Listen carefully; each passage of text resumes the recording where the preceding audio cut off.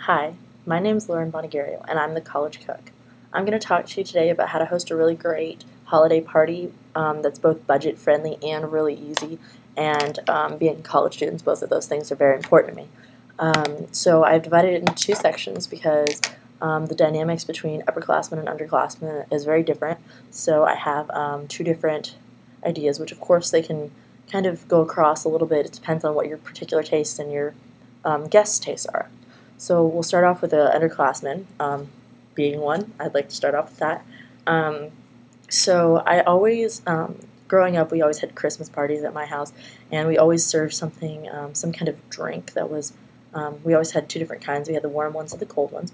So one of my favorite cold drinks is called sherbet punch. It's actually made with sherbet ice cream and some ginger ale. And this, as well as the rest of the, rest of the recipes I'm going to talk about today are found on my website, which is www.thecollegecook.blogspot.com, and you can find that there, and you can also follow me on Twitter, and my name for that is The College Cook, and then the number 1. So there's the punch, and then I also have a really great recipe for hot cider that I'm sure that you'll love because it's one of those things that's it tastes like the holidays. And I know that sounds kind of weird, but it really does. And it reminds me of all of our Christmas parties that I had growing up. And it's apple cider and cinnamon and orange and honey and cloves and nutmeg, all that great holiday stuff, and it just warms you.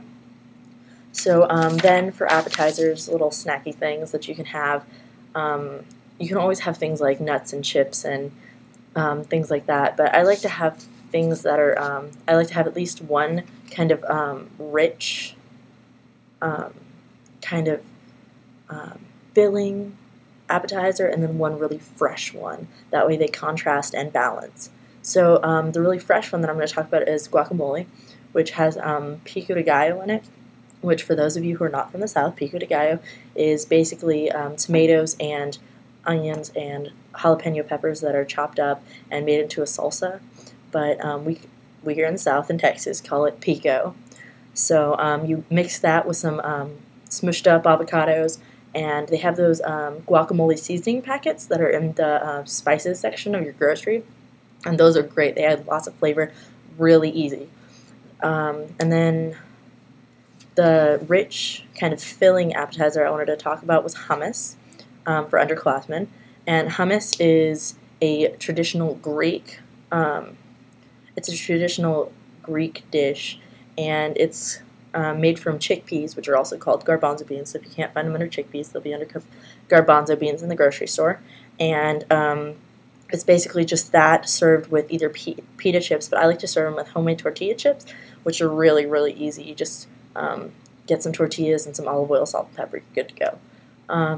So there's hummus, and then also we always, when I was younger, served a cheese plate, which is a really great idea because it's super easy. All you have to do is go in and buy the cheeses and get some crackers.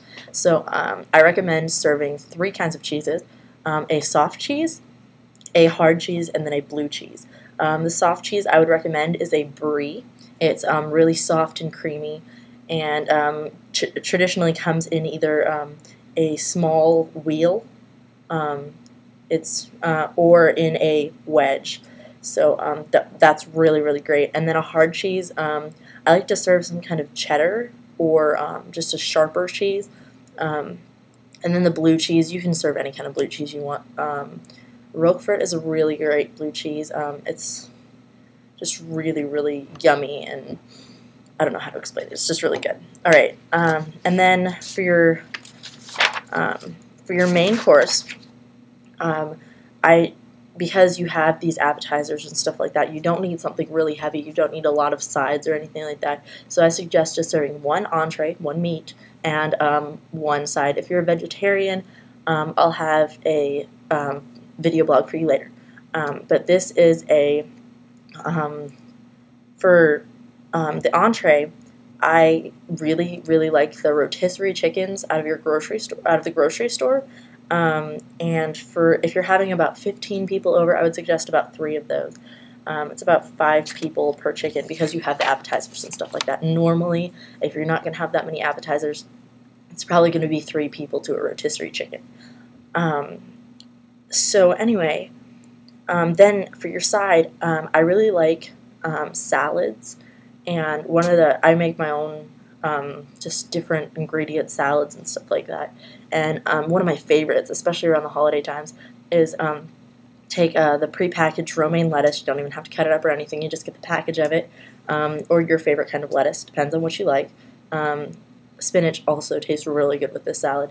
And then you take pears and you dice them up coarsely, and then chop some walnuts and then put that in there. And if you want, you can do raisins. I know a lot of people aren't very big fans of raisins, so you don't have to do that.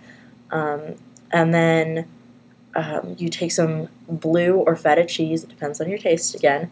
I prefer blue cheese in this, but I know that my sister prefers feta, so it just depends on what you like.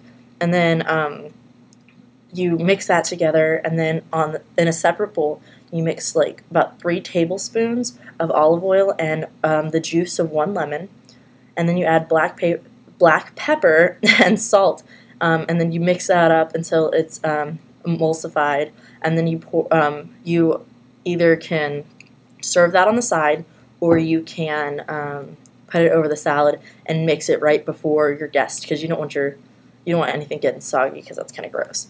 And then I have a dessert as well, which I really, really love, pumpkin cheesecake.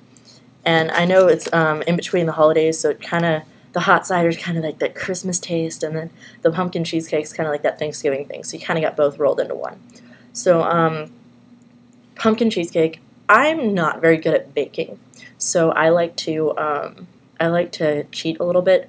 So I took the traditional Philadelphia cheesecake recipe, although you can use whatever kind of cheesecake recipe that you have on the box of your on the box of your cheesecake. And I added beat an egg, and then add half of that into the recipe that you've already made. Then 4 to 6 tablespoons of the canned pureed pumpkin pie filling. Add 4 to 6 tablespoons of that. You're going to have to taste this, because some people like a stronger pumpkin flavor, some people just like a very subtle, so it just depends on what you like. And then an extra quarter of a package of cream cheese. So you mix all that together, and then you have a graham cracker crust, and you put that along with the rest of the ingredients that the package says. You put that in your cheesecake, in your graham cracker crust, and you bake it according to the directions on the cheesecake. Just basically bake it at whatever temperature it says until the middle doesn't jiggle when you push it. And that's pretty much it for the food aspect of it. If this is your first party that you're hosting by yourself, you need to know that you're going to have lots of drinks, because people tend to drink a lot, and you're going to want to put, if you have things like nuts or M&Ms or some kind of candy, you're going to want to put little dishes of that in several places, because you don't want everybody all crowded around one. And if you're still cooking when people get there, I can guarantee you everyone's going to end up in the kitchen. So hopefully you'll have a lot of it done before your guests get there. And for seating, if you don't have a lot of seating, because I know most college students don't exactly have a large dining room table, so you can either just have it cocktail style where everyone stands, or you can have it in a way that allows everyone to sit down, so you can open up your couches, put a few extra chairs out there. Or if you don't have enough chairs for everybody, I would go with pillows. If you put pillows on the ground, and they're pretty close friends, because at formal Christmas parties you wouldn't do that, because they're your friends. You can just put down big fluffy pillows on the ground, and everybody can sit down, and it's really comfortable that way, and really informal, and it takes the holiday thing and makes it more family friendly, and like a family like atmosphere.